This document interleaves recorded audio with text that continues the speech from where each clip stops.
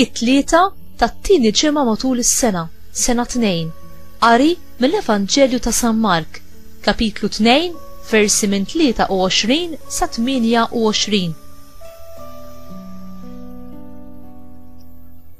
F'dak iż-żmien ġara li darba s-sibt Ġesu kien għaddej minn qalqa miżruqa u d-dixxipli tiegħu huma u mexjin bdew jaqtaw iż-żbul.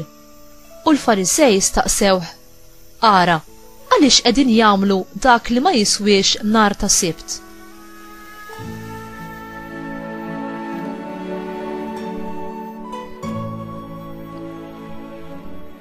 U hu qalilhom: qatt ma qrajtu x'għamel David meta kien fil-ħtieġa u ħadu l-ġuħ u dawk li kienu miegħu, kif daħal fid-dar ta' Alla fi żmien il-qassis il-kbir Abjatar u kiel il-ħobż tal-preżenza ta' quddiem il-mulej li ħadd ma kien jista' jieklu ħlief il-qassisin u ta' minnu wkoll lil min kien miegħu.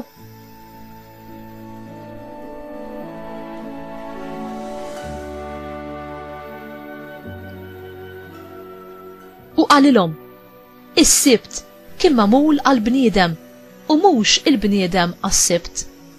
Għalhekk bin il-bniedem tas-sibt ukoll huwa sit. Il-kelma tal-mulej, tifħir lilek Kristu.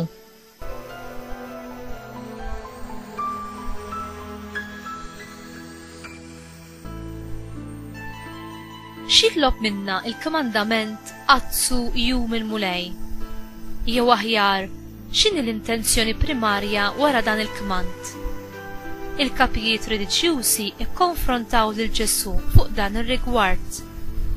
Il-mistrieħ ta' jum is-sibt kellu jkun żmien li fih il-poplu jiftakar u jiċċelebra t-tiba ta' Alla u din f'dak kollu li hu għamel kemm fil-ħolqien kif ukoll fis-salvazzjoni tiegħu. Kien jum iddedikat għat-tifħir lil Alla, għall-opra tiegħu tal-ħolqien u l-imejjel tiegħu ta' salvazzjoni lejna. Kellu jirriżulta fil-waqfien tax-xogħol ta' kuljum u biex jipprovdi il-mistrieħ neċessarju għall-bniedem.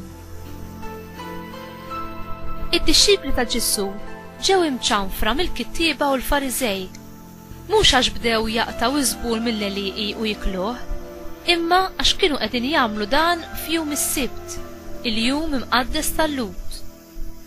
Fil-waqt li ddefenda lid-dixxipli, Ġesu jargumenta b'referenza għal passaġġi mill-Iskrittura li l-bżonn uman għandu preċedenza fuq kull drawwa ritwali. Fil-ġuħ tagħhom, David u l-irġiel li kienu miegħu kielu mill-ħobż qaddis offrut fit-tempju.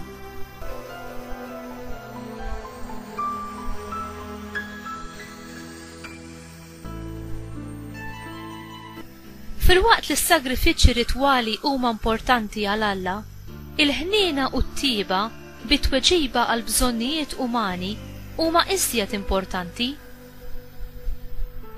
Inti tonoraħ lil Alla bil-mod kif titratta lil proxmu tiegħek u bil-mod kif tiċċelebra jum il-mulej.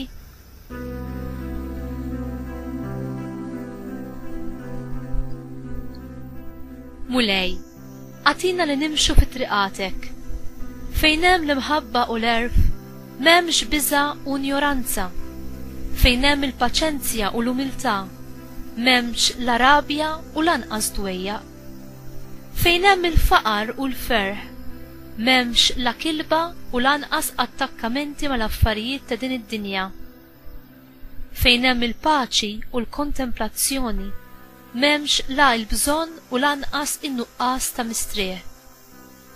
Fejn hemm il-biża' ta' Alla li tħares il-post fejn ngħixu, l-ebda għadu ma jista' jidħol.